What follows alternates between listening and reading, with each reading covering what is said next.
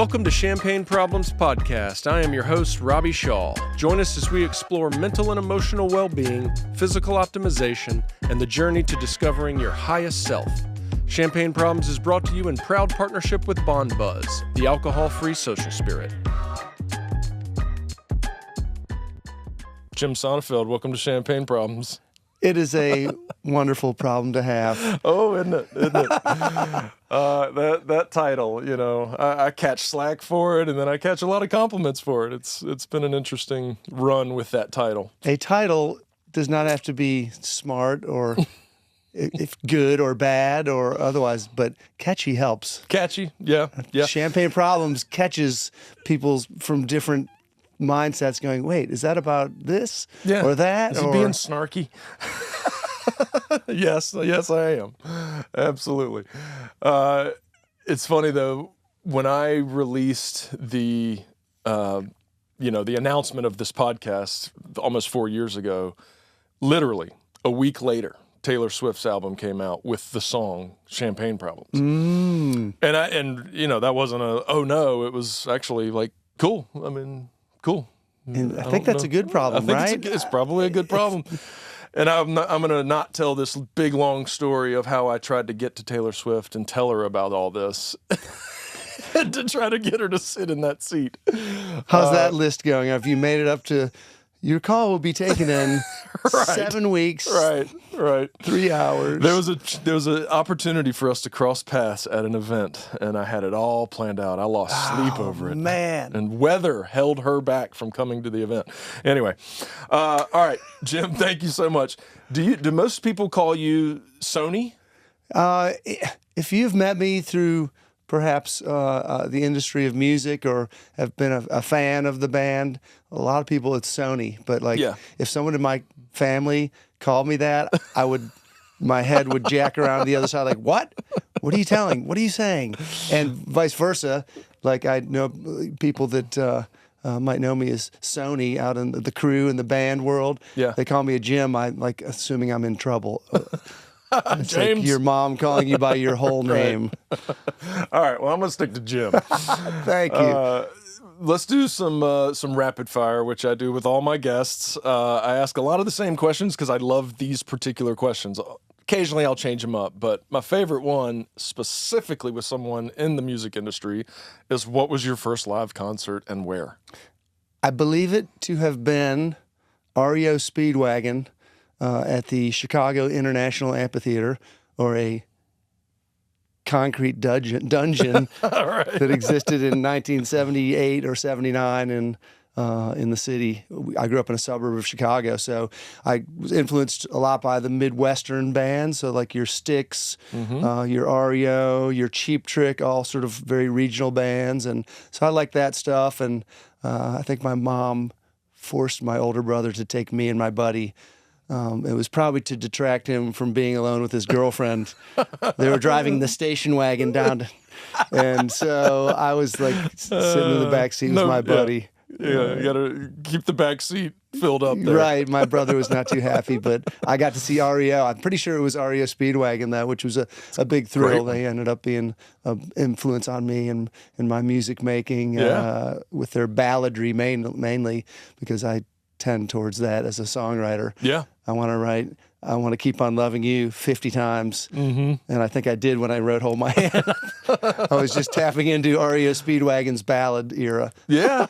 Well, and I've got a line of questioning around that. But for now, do you read much?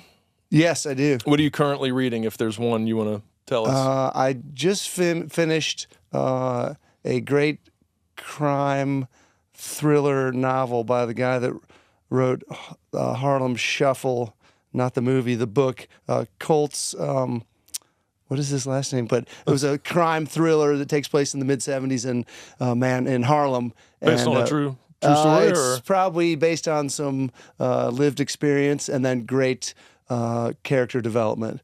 Really fun and set in a beautiful time where New York City and Harlem were in big flux. Yeah. And then I've gone from that into the Christian Bible. So I'm in the book of Genesis, and it's way more boring than this other thing. Although, to give it Genesis is not boring. No. It's got some drama in there too, but Sure. I don't know how I made that transition, but we'll see. Not your first time running through the Bible, I assume. No, it's not. So I'm rehashing that there is a lot of drama and a lot of history that isn't as important for me in the year 2024. A lot of names and towns and deserts and walking and starving and famine. Mm-hmm. That's like hitting me as I want to rush through this to get to the drama. Right. And but no, not at all my first time. I think I'm just going to go right through. I'll read that and another book at the same time. James McAllister, a local South Carolina fiction writer, just put out a new book this week, and I got that on my desk. Cool. Very cool. All right. What's your favorite smell? Popcorn. Probably not even a question. And ask me how many great days a call. week I eat it. As many days of the week that exist, I'll eat popcorn. That's a first. That's a first. I mean, you can't deny it. No, if someone absolutely. in your Phenomenal building answer. is making popcorn, we're gonna know it. That's right. Smell it down the street. Oh, that's good. What's your least favorite smell? Oh my goodness, probably the Hootie and the Blowfish van, circa 1992. Oh, As- yeah. because- Pre-fame, Yes, just it was grime. guys in their mid-20s who didn't have access always to showers, but they liked playing basketball and running and being athletic, and were on stage in clubs with smoky, clothing and Greasy just, food. yeah. Darius always called it F&A, foot and ass, is the smell of our van.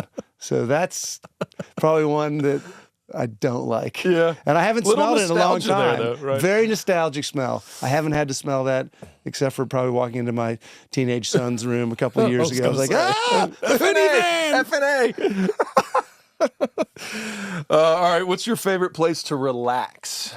Could be at home, could be on vacation, could be a vacation spot,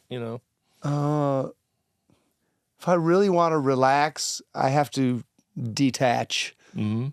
I can say I'm relaxing in my living room with a cup of coffee and a book, but there's so many things to distract me. Mm-hmm.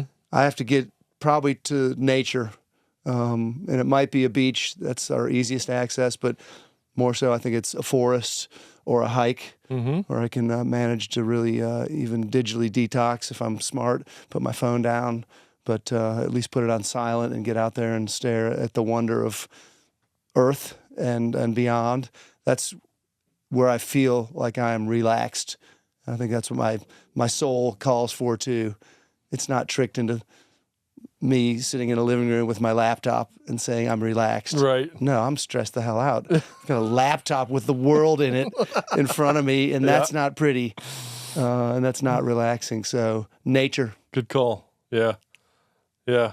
I mean, throw headphones on, listen to some digital meditation thing. It's like, is that really relaxing? I mean, maybe it's going to inform you Yeah. about the state of your soul. Sure. If you could know the answer to anything, what question would you ask? Probably, I'm curious, though not losing sleep, over creation. Mm-hmm. And since we have ongoing information, and then we have sort of people's ideas of God, different gods or different existence and creations, and maybe this is a result of me opening up the book of Genesis lately. That's probably why it's on my mind, but that is a curious one. Yeah. I mean, because it's just a belief right now, and you can believe a lot of things. Yeah. And you can be fed things, but to me, I think that would be an interesting thing to know. To know the answer. Yeah, and it wouldn't Right. probably change anything I do today. Yeah. It's a mere curiosity. I wouldn't suddenly go, oh my gosh, I have to be in this church or not this church, or I have to.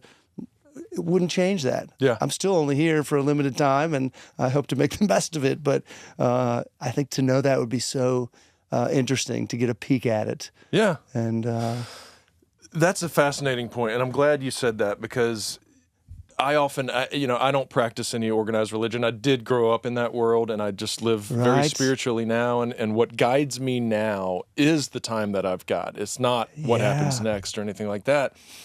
And so hearing that from someone who I know is, I mean, you live in faith and are a Christian, practicing Christian. If you want to call me a name, then okay, you can call me Christian. I don't mean to categorize. But, no, it's not. It's one I've discovered I don't need, but it does somewhat define some of the thoughts I have. Got it. Yeah. I'm not offended by it, but the word gets abused. And yeah, no, it does. I don't like some of the people that wear that title. I understand. Frankly. And I think I probably read that, and so I threw that in there. But, it's whatever it is. I love that you say, if I knew, it wouldn't change how I live. Mm-hmm. That's true character, right? I mean, you're living in how you want to live based on here and now. Science would tell me I have a limited time here. You too. Sure. Sorry to bear the bad news. But I was fed for a long time this whole this is all preparation for another life.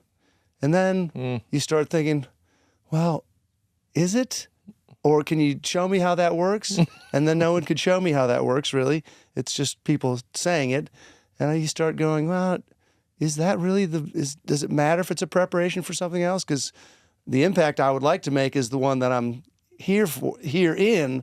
And, most of and there are a couple Christian messengers that I listen to, but I listen because they give me application about how to live on this earth. Mm-hmm. I don't like the ones that just keep throwing it in my face to say, this is the preparation for the afterlife, and here's what you're promised, and here's this. I'm like, no, that does not interest me. And you might not make it to heaven, It's like, God. Even the idea of heaven and hell, we can debate around the clock, and it's just people talking about it. I want to know how to be a better person here on the earth in September of 2024. Mm-hmm. That is of huge value, not only to me, but those around me. And in my, getting a little older, I start to see I want to be a better person for those around me. And that's kind of what I think naturally, you've had some successes in your life, you realize it's not about your successes, it's about what you show your children and what you show others around you. And I want to figure out how I can apply good principles and good ideas to living on this earth in case there's not something afterwards, or even if there is something afterwards. I think that's really, again, a little concern. Yeah. So, gosh, I know I'll get all into this new book I'm reading, the Bible again, and I'll be all flustered with some of the ideas, and then all the ideas that have come for the thousands of years afterwards that really don't help solve anything. Yeah. What helps solve things for me is someone tell me how I can apply ideas to better living today. I don't mean better living like how can I get rich or sure. I mean spiritually sort of wealthy. Yeah. Yeah. And as a parent, I mean, that's such a guiding factor as well. I mean, at least it is for me. I mean, I have the ability to influence and affect someone else's life, and I would really like to make some effort to not do that in a negative way as best I can.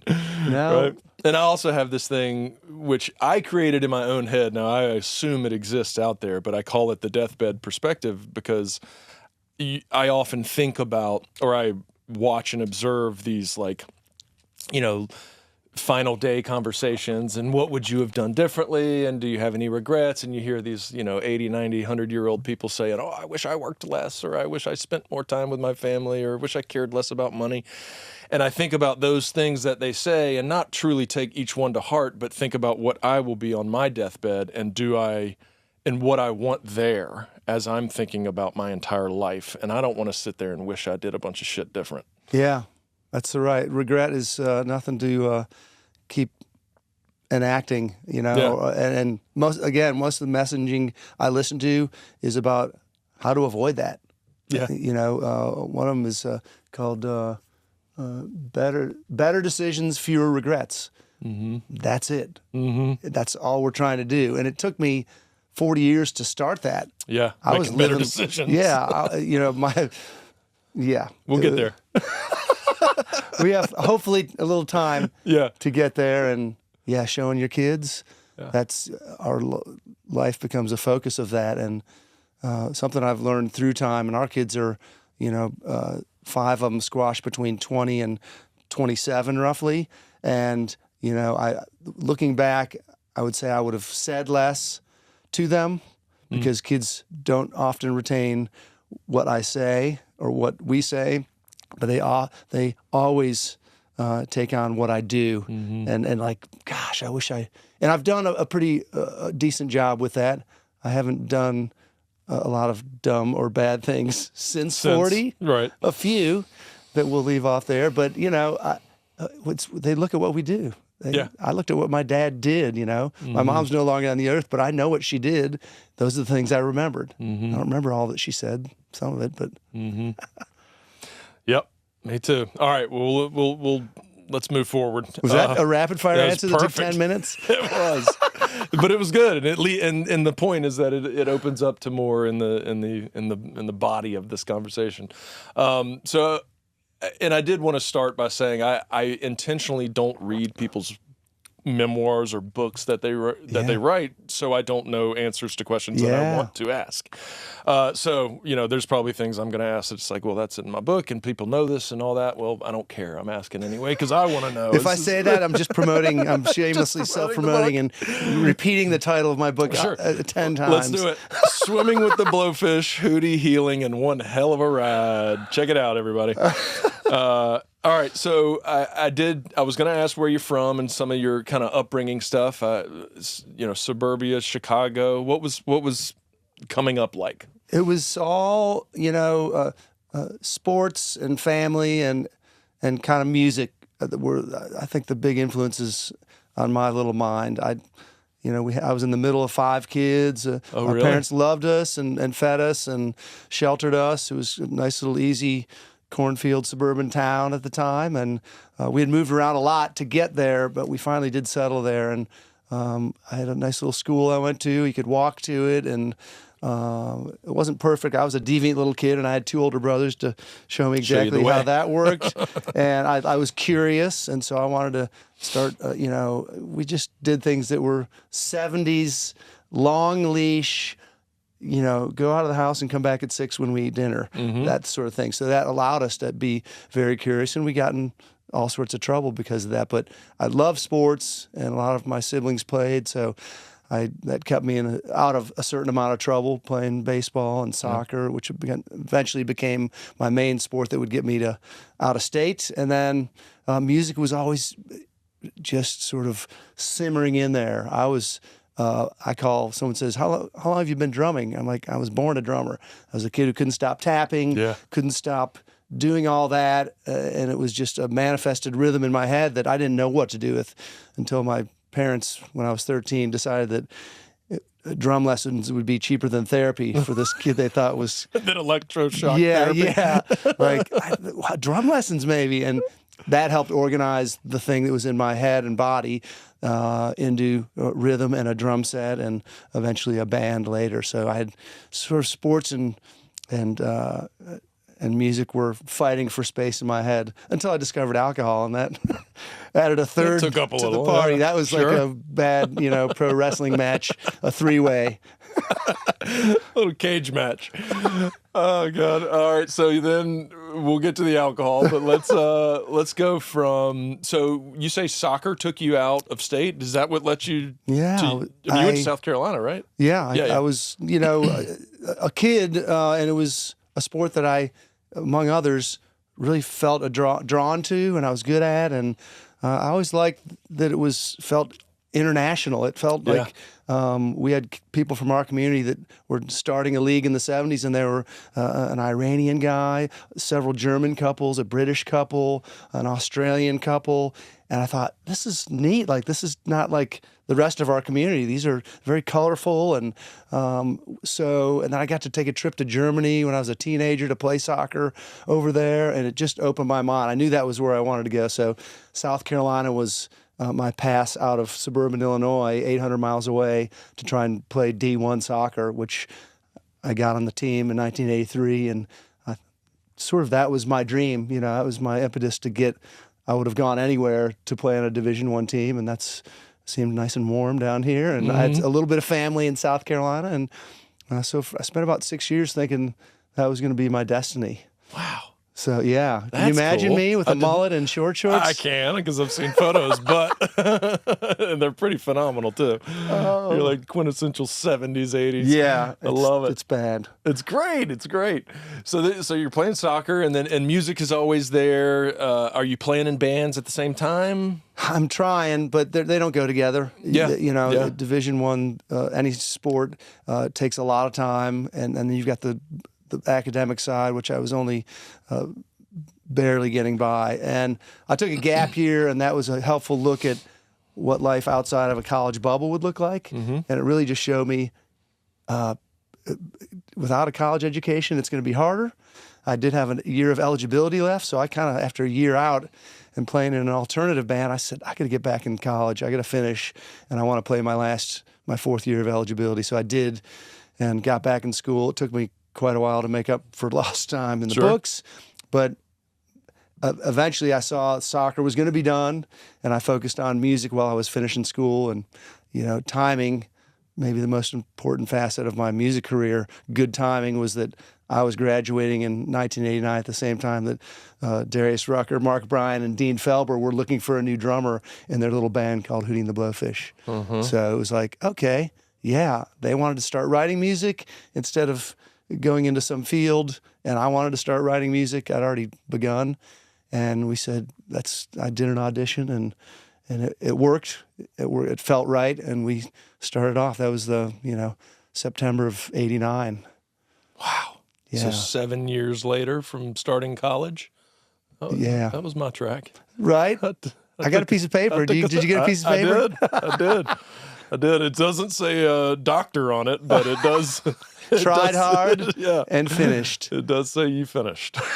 I was a basketball player, so like we I didn't run across the next big band, but we had a similar path. That's great, and it teaches you a sport, and playing it through college, it's hard. Teach you something if you let it. Yeah, time Very management, and I think the playing is probably the easiest part. You learn from it, but that's the joy. Yeah, being on the court, right? Yeah. Wanted to go back there, it would be nice. But it was fun. Those locker rooms and that brotherhood. Oh, nothing like really it. Cool. And Hootie was a little bit of an extension, to be fair. Yeah. It was hopping in a van, and we had day jobs, but we were still young and athletic, so we ran a lot of basketball at gyms across the Southeast while we traveled, and at home at USC. And so it was like being on another form of a team. Oh, yeah. That's cool. Yeah, without necessarily, we were creating art instead of a competitive setting for us. All right, so let's jump into Hootie. So y'all form in '89, and they, from what I read, they had another drummer for a couple years, and then he moved out to go into more of a Christian rock? Is that right? Brantley wanted to go into, he was getting his further degree in like theology, and he wanted to go into Christian teaching, either youth ministry or I can't remember what it was at the time, but he was graduating and said, no, I'll pass on the stinky van and you guys, and happily went his way with no regrets still. I'll see him when we are in the Southeast playing gigs in Greenville. He'll be our guest, and it'll be great. And so everybody has their destiny, I suppose, and Brantley's was not in the band, and it wouldn't have worked. Members in some bands through history, you can see the changing of one member sort of changes the sort of personality of the band a little bit. And I think when I entered it, it took us in a little bit of a different direction. And so that had to happen for us to end up the way we are, if you will. They needed an old guy with short shorts and a mullet, apparently, to redirect them. You gotta have one of those. Why does he drum so slow? I came from the 70s classic rock era, and I had a certain, not pedigree, but just attitude towards music. And it was the mixture of our four attitudes that created what you know as Hootie and the Blowfish. So Brantley went off and did his thing, and Hootie had been playing at the University of South Carolina campus for 2 or 3 years too, also paying their dues and learning their craft. So we're all still learning. Even when I joined, it's a craft. Yeah. You go next level. You learn how to perform and interact and write better songs, and how to approach failure, which comes at you regularly as well. So yeah. So the writing piece, this is where I get really fascinated with it, because it's just to come up with a song, that meets all of the things and checks all the boxes, and then all of a sudden, plenty of songs get written that way and nobody likes them. Yeah. It's just fascinating how it works and why certain things take off and why others don't. And you all, I guess you jump to 94 when you put out Cracked Rear View. Yeah. And that's when, many of your songs were huge hits. Now, what was the process of some of those songs being written throughout that time? I mean, I imagine they kind of evolve and get better. And is that how it worked? Yeah, you just start doing it. I mean, to use a basketball analogy, imagine 5 guys on a court that don't have a coach, and your only teacher is watching other teams play on TV or in person, and you're taking bits and pieces of it that work, and you can be inspired by, and then you apply them to what you're doing. But you're making up what you're doing on the court. You want to run a play that, of any sort. This. Let's do this. Yeah. Get on my shoulders and run down and stand under the basket, and they'll tell us if it's illegal or not. So that's what all bands do. You kind of make it up in your own time. And our teacher was classic rock and new rock and new wave and country and R&B and Motown, and that's all the influences we had. But writing it together was absolutely making it up. We had a lead singer of the band, Darius, but he wasn't a leader. He didn't have an intention to lead a band and organize it and dominate. And so we all pitched in with some lyrics, and we'd bring in different ideas. And we decided early on, too, as a team, we're always going to share royalties. I don't care if you wrote this song or that song and we used the whole thing and didn't change anything, we're still sharing it because it felt like the team thing to do. Yeah. And if someone warned us early that you're going to argue about money if you make it, so we thought, let's try and solve that early. Let's get ahead of that. And so we always split everything, and that was wise. But yeah, we started writing ideas. All of us personally were writing songs that weren't probably fabulous individually, and then we'd bring them together in a room and rehearse them, and we were wide open. There was no egos. There was no money to fight over. There was no attention to fight over because no one was paying attention. We were just going out and playing gigs that paid us a little bit, and we'd sneak our original songs into a cover set, and then eventually grow that.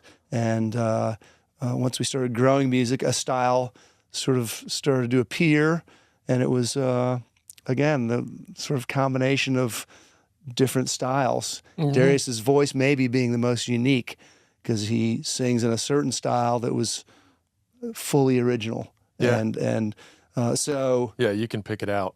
Yeah, and we write songs from 88, 89, 90, 91, 92, 93, and finally Atlantic Records gets wind that we have a good following and that people are buying our 5-song EP, which included Hold My Hand and Only Want to Be With You and Old Man and Me, which would end up on Cracked Rear View.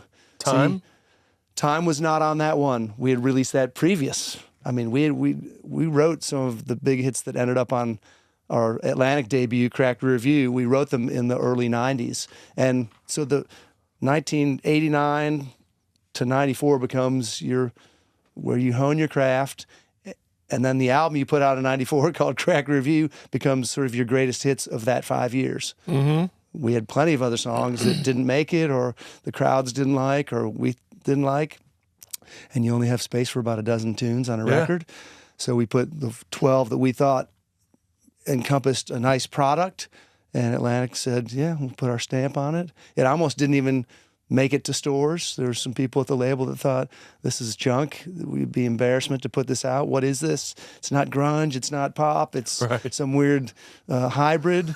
And they didn't like it, but we finally got it to market. And it almost died in the marketplace, too, if it weren't for a guy with a TV show who heard a song of ours on the radio.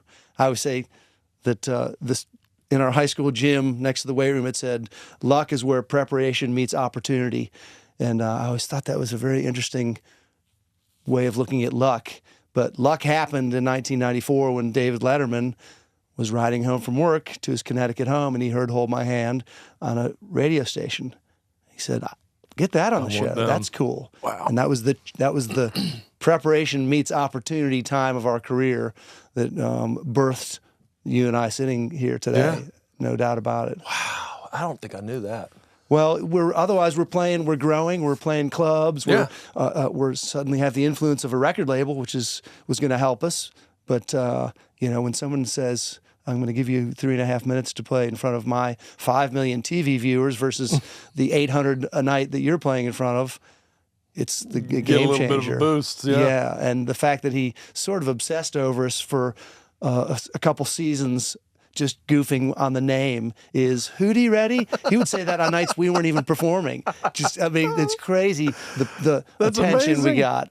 Yeah, so you can't buy that sort of marketing, and so he helped really elevate us at a time where we were working hard and paying dues. But yeah, thanks, Dave. Yeah, appreciate that, Dave. All right, so a few things popped up. Did not know that about Dave. That's incredible. He also got Future Islands going. Do you remember that? No, but he's gotten a lot of bands going, I'm sure.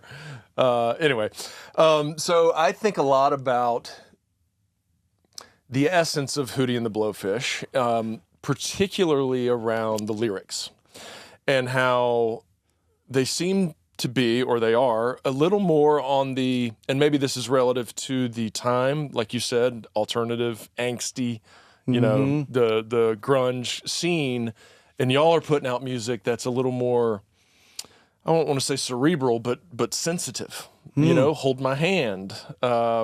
What's the one about Cry? Let Her Cry. Let Her Cry. Yeah. I mean, those are beautiful, like you said, ballads. Yeah. Beautiful music at a time when people are effing you.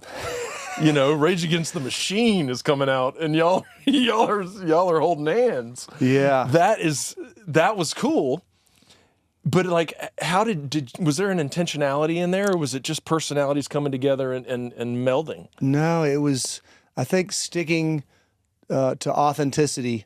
While we were influenced and we loved other music, we loved country music. I was really big into prime country at the time, Garth Brooks and Keith Whitley and all that. So that was entering my writing as 1/4 of the band. Darius was listening to all sorts of stuff, rap from that era, R&B that he grew up with. So he's writing some lyrics that way. Mark and Dean from the Mid-Atlantic, also sort of classic rock and new wave and alternative. So you got all this coming together, and it's making this soup that can only be made by those ingredients, with those ingredients. And so you've got Darius writing some lyrics that are from his heart.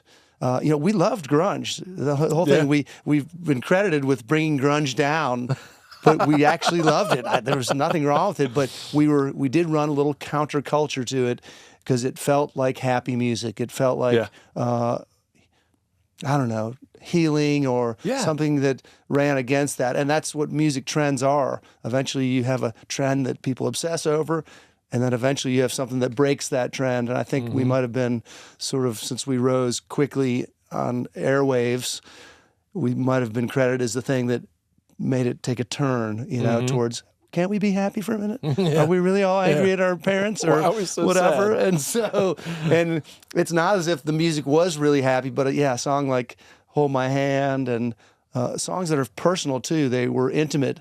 Darius's lyrics that he writes for Let Her Cry, it's a great story. I mean, if you look at the structure of that, he's just speaking. It's not all perfectly rhymed. It's not trying to be hooky. He's writing just what he experienced. And Only Want to Be With You, another example that catches people's ear. It feels like it's just a nice, easy love song, but it's a painful song about trying to get along in a relationship with people who are different. And so those things speak to the people that are listening to radio at that time. It was the change, I guess, they wanted. And that, again, is maybe a little luck. Like, we weren't accepted in 1990 when we started sending out demos to real record companies and real publishers. They're like, when is this? Yeah. This is happy. We need angst. Right. Can you write something angsty? Someone said you should write for Neil Diamond. There was their suggestion from the publisher, from the record company. God. And it was like, I don't think that's a compliment. I love Neil Diamond, but I don't think they meant it as a compliment. No, it didn't sound like one. So we were authentic, and I think that was the thing that gave us legs, is only we could make what we could make, and no one else could do that. So we were influenced by REM, but Darius didn't go writing stuff like Stipe. Yep. We were influenced by a lot of bands, but it didn't mean we just wrote like them. Yeah. We took little ingredients and little fabrics and sewed together this garment that was Hootie and the Blowfish. Yeah. Do you think being, geographically in the South had something to do with, I don't know, maybe that persona kind of being uplifted, in the sense that, like, the angsty kind of stuff was coming from the Northwest, right. And, there was a little country factor, which kind of lends itself to the South. And then also, I'll add on to that, you have an African-American singer with three white guys. Like, that's new. Yeah. That's different. An African-American country singer, no less. I mean, you know, in the sense of that genre being an influence. That was different. Again, authentic. Like, we didn't contrive any of these things, but because of our nature, that three of us came from out of state to attend a Southern school. Darius was from Ravenel, South Carolina, had experienced a lot in his life as a black South Carolinian. Yeah. And you put them all together, and you have something that's really unique. Yeah. And again, runs against the Northwest or the big city angst of grunge, and it feels different. I'm sure people, I can't tell how people felt as fans when they listened and heard, or when they saw us for the first time and realized they're a sort of a mixed race band. I couldn't tell you that experience, but they were attracted to it. Yeah, it and was sometimes unique. Because it was the new thing. Oh, look at that. I've never seen that done. And what is the next big thing but something that people are seeing for the first time and accepting and going, yeah, I need something new. Yeah. Let's get a fresh take on music. Well, of course it was unique, it was different, it was original, it was new, and it was also fucking great. I mean, there was talent. Like you said, y'all's craft came together at the right time. I mean, that album is phenomenal. It was our greatest hits, like I said. Greatest hits of 1988 to 1994. And Don Gaiman, the guy who produced it, was a great choice. And he was chosen by the guy who signed us, Tim Summer. Don Gaiman had produced all the Mellencamp hits of the 80s. And if you think of his music and style, it was a heartland, a little maybe pure, like us coming from the South and feeling like a little easy country-ish acoustic vibe. He was the perfect person to get us in a studio and sort of mold us and say, here's how you guys are going to be presented. We're not going to put bells and whistles. We're going to keep it simple. We played all the instruments in the studio. It was easy to perform live because of that. Yeah. We weren't like putting in mechanisms or effects that we couldn't reproduce. It's exactly like we sounded at Amos's in Charlotte in 1992. And so Don was a great producer for us, and he did our first 3 records. And did I see, or I think I saw, David Crosby was a big part of it? That helps. We went from being a big fish in a small pond, South Carolina. We're like a known band there.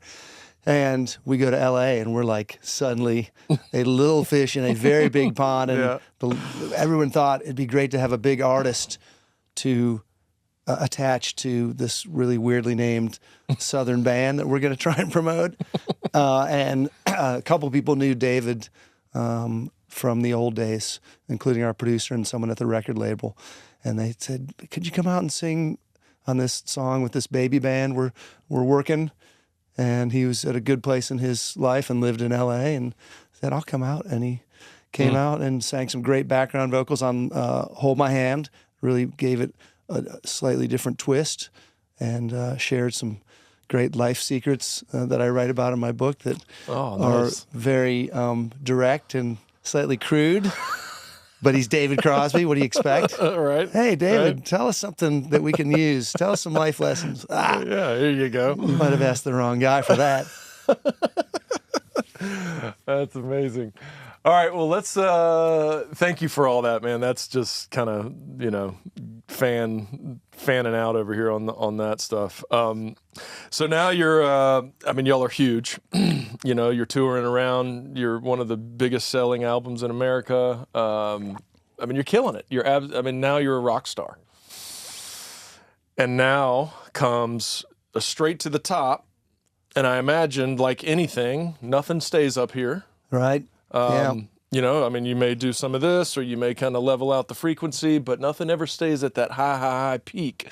So tell me about that. What happens then? Well, everybody, if you're lucky to get to the top of the mountain, which we were, it's pretty amazing, and you hope that somebody takes pictures along the way to so you can look back on them. But we spent the rest of the 90s doing well. We made 3 records with Atlantic, and we held together our fan base, which is finicky, in any era. They always want the next new thing, the next cool thing. So from that pop acoustic guitar rock, started coming new ideas, and we suddenly looked like we're that band from the 90s. So the 2000s arrive, and we're not getting calls back from Atlantic Records, and we're not getting any of our new music played on radio because the next cool thing is taking our place. And so that's a struggle. It's a tough point to deal with. We were planted firmly in a career in the music business because of Cracked Rear View. It continued amazingly to sell wildly through cassettes, CDs, and then downloading, which was beginning in the early 2000s. And so we were making that transition that our traditional fans really wanted to continue to hear our music, but the audiences got smaller. We were not playing amphitheaters anymore in most markets, and you go down and you spend a few years, and then suddenly you don't have a record label, and you are growing apart as a band. Everyone is growing up, starting families, marriage, kids, and suddenly it looks a little scary. And for me personally, I didn't quite know how to deal with that reality, that our career kind of went fast. It felt like, where did that go, and where are we, and where are we going? Yeah. And for me, someone who used alcohol to sort of medicate those emotional struggles, it was often, where am I? And and who are you? Nice to meet you again. And so we had, by the early 2000s, we're sort of blowing in the wind. We're not sure which way we're headed. And me personally, I'm really struggling because I am using chemicals to try and uphold this belief that it's not over yet. It's not ending. We got this, and I don't want help. And I again have a family started, and that doesn't work well with being a big party guy on the road. They're colliding madly. Yeah. So I have several years where it's not great for those that are closest to me to see me going downhill, and and I don't want help. Again, I'm to use an old proverb, I was the man who is wise in his own eyes, and the warning is, be careful for the man who is wise in his own eyes, because there's more hope for a fool than he. And it just means, like, if you think you know it all, if you think you got it and you don't need someone's help ever, there's going to be trouble, because we all need somebody's help, and let alone someone who is drinking, went from recreational to habitual to medicinal to alcoholic. I don't need help. Yeah, I did need help, and I didn't want it because I was too wise in my own eyes. So, yeah, a tough period between 2000 and 2005. I eventually... So that was that window? Yeah, we went from the biggest band in the USA to a band that was unsigned to a record label. I had a new manager, couldn't get their new music played on the radio. Luckily, we had corporate America hiring us to play shows because we were that band from the mid-'90s. Right. We were get on some festivals. We could, fill up some House of Blues types venues. But coming from the big time, it all seemed like it was a slow dirge downward. And so we end up in 2005 with a drummer who comes to the realization that he can't drink like a normal human being. thankfully, because I probably wouldn't be here today without some help that I gained. And we have other band members wondering what's going to happen, I think, with their lives too. It's just a troubled time for us. And we kind of roll on into 2008 before we decide to take a real dormancy. And there's several divorces and, all the things that people go through in life. And real death, life, divorce. Rock star or not. Yeah, and it's difficult, but at least I'm sober, so I've got a new sort of design for living, which is helping me. But I'm realizing that I have 2 little kids at home, and I'm a divorced male, and I don't want to lose them. So I sort of plead to the band, can we maybe take some time off? Maybe we could all sort of realign. And Darius had just recorded this country record that no one thought was going to be important necessarily. It seemed like a side project that he would do, that he wanted to get off his chest. And it ends up, as we know, being a new trajectory for him as a solo artist. I end up remarried. Suddenly I have 2 kids from my first wife and 3 from my second wife, and it looks like I'm going to have my hands full. So I want to give all of my time to that effort. And Darius starts having a hit and another hit, and it doesn't look like he's going to be needing Hootie gigs anytime soon. So it sets us on a trajectory that lasts nearly 10 years of dormant as a band. Darius's star has risen to the top as a country artist, and he's pulling along the Hootie name, thankfully. Yeah. Never forgetting to mention, I'm still the lead singer for Hootie and the Blowfish. We're not broke up.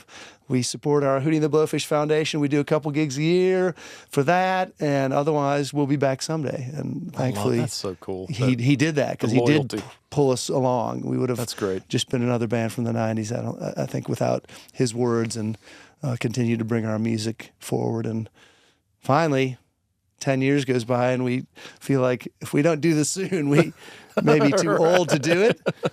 So in 2019, we regather for what is a wildly successful, beyond our dreams, chance to go back and headline amphitheaters and sell out a bunch of them. And we played 50 shows that summer, and I just couldn't believe it was happening again. It's one of those things where I don't know, maybe it's just a music thing or an entertainment thing where your time has passed and you're thankful and maybe you saved a little money, but it's unlikely you'll be able to resurrect it again and have a high moment. And we had that. And we're just so filled with gratitude that everyone was back. 20,000 people in amphitheaters a night. Like, what? How is this even happening? So it gave sort of the reality that the 90s did happen. They were real. That was real. And so, an amazing journey. And that's sort of where my book, Swimming with the Blowfish. Yes. Hootie healing in one hell of a ride. Drop 2. Sort of ends up is that we get to have a comeback. And that's what any artist wants is there a chance to come back? And so we did that in 2019 and sort of got the wheels turning again. Now we get to do it again in 2024, and that feels even extra special that we're back in amphitheaters again, and there's huge crowds. Can't believe it. That's insane. That's so cool. So the 10 years where there was dormancy. You're raising a family. Are you writing music? Are you still kind of doing a lot of that? Yeah, because the creative spirit doesn't die off necessarily. And I'd been one of the writers for the band through all of our albums, and so I always had that. It was teaming up, and I needed to do something with it. So I started writing more towards the story of redemption that I had through my recovery from alcoholism, and then I was even back and getting into church again and trying to figure out what that meant to my life too. And eventually, I decided to be bold and start singing songs about my faith, which was really weird because I never wanted to be bold, Even when I was writing the album, I'm like, this feels good to sing out the celebration that I've had a recovery, that I've had a restoration. That feels like what I want to express to people. And then I recorded it and I said, oh my gosh, I have to go sing this Jesus-y stuff in front of people. I don't know about that. It was, and so it took a little, but what I realized in the end, and I've landed in more of a middle ground here lately, is that I wanted to sing about things that were hopeful and could teach somebody some form of redemption in your life, whether it's through a church or a recovery program or a counselor or a therapist, is available, is possible, and don't ever forget that. That's all I want to say to anyone. I don't care where you go to get your restoration, but you might need to go through some rebirth in the middle of your life or sooner that helps remind you that you need help and that help is okay. And so I sing about that in a general sense now, and I get to sing to recovery groups and corporate audiences who want to know the story of, any movie sort of arc. Yeah. There's a character, you maybe fall in love with him, there's a conflict, there's a struggle. Is he going to get over it? Oh my gosh, it looks like he's not. Then there's victory. Woo! And you celebrate. And so the book is that, and that's what I'd sing and speak to my corporate audiences about. Is like, it's a fun story. It's just the hero's journey. And now you get to cap it with what's going on. I mean, you're selling out amphitheaters again. No, it doesn't hurt to be able to go out and feel like a rock star. What a resolution. I know I'm not a rock star, really. I'm just a guy. I'd rather be called a dad and a good husband, but I get to go up there, 50 times this summer and sit on a stage and go crazy for a couple hours in front of people, and that feels good. It feels still authentic. And I get to do it with, my buddies. Yeah. Who not bands don't always get to stay that long, They break up or people even die, and we've been really lucky to have 35 years with me in the band and probably 38 with with Brantley included. Yeah. Wow. Yeah, that was one thing I was going to bring up, was just the fact that y'all, you look at some bands and it is just member after member after member and sub, and maybe the lead singer or, one big powerful name stays, but y'all have stayed together the whole time. It just speaks to who you are as people, and that goes back to kind of the personality that was in the beginning. There was that authenticity and that uniqueness that brought you all together, and God, it's just fascinating. It's really a feel-good story. It does feel pretty good, and I guess sticking to knowing to what we do best. We never really try to put on some outfit that was not authentic. We always just, had shorts and Doc Marten boots and South T-shirts. Carolina. Yeah, because, I think the first time Darius put on jeans to do a gig, we were like, what are you selling out, dude? Like, what are you trying? It was like, don't try. He had slacks on or like a long sleeve shirt on a TV show. Dude, come on. What are you turning into? Who are you, dude? Yeah. And it was funny because we were still in 1995. You look at the pictures of us touring and going on Letterman and Leno. We're in our damn shorts still. Like, we didn't know or care. And eventually we realized, how you present yourself might be important. But even now, we go out and we play our music. It's real. It's not pre-recorded. We got some other musicians on stage helping us, but we kind of look like us, and we can stick to the script, and it works. It works pretty well. I think maybe that's what our fans can appreciate, that it's kind of feel good. And now, think about 2019 and 24, the world is hard. It's unfair, it's unjust. There's so many things we can't control. And there's a lot of also combative people out there in the public eye too. And I think people really want to go out and say, let's have a couple hours where we're just chilling and getting along.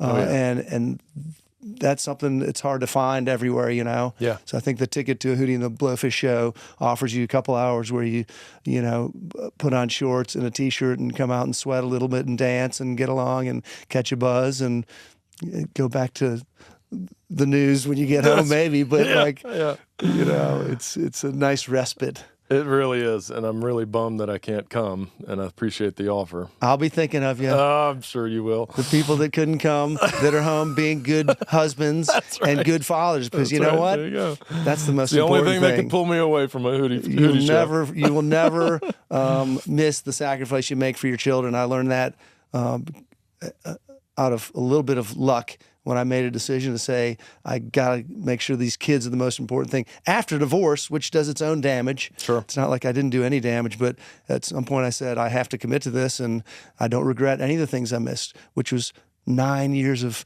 going out and making music with Hootie and the Blowfish. We didn't do that, but I don't regret it because I have the love of my kids and the love of my wife, and that's the most important thing going forward. Yeah. You know, they saw what I did, like we were saying. Yeah. It's not really what you say, it's what you do, and you can only give time by showing up. And so, you know, I'll come have a house concert. I'll come play for you. I'll play some Hootie hits. I'd love it. That will make up for the lost Hootie show.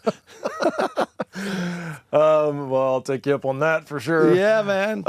You know, I love the, and we'll wrap it here in a sec, but like often these discussions and people's life journeys, especially if someone that's, you know, not that you're that age, but we are at a later age in life, and there is a journey, there is kind of a plot line of our lives, and you know, it does go up and down and all that, and I often, you know, go into the area of identity and what your identity is. And of course, if you're living life and you're open to growth and change, which we all need to be, we all aren't, but a lot of us are. Sometimes, you know, you're forced into it. Sometimes you're open to it, but your identity can shift and things can go different ways. And I love hearing your story because it shifted in the right way, in the sense that now you're a proud father, you're a proud husband, and you're doing other things in life, but you're also still a musician.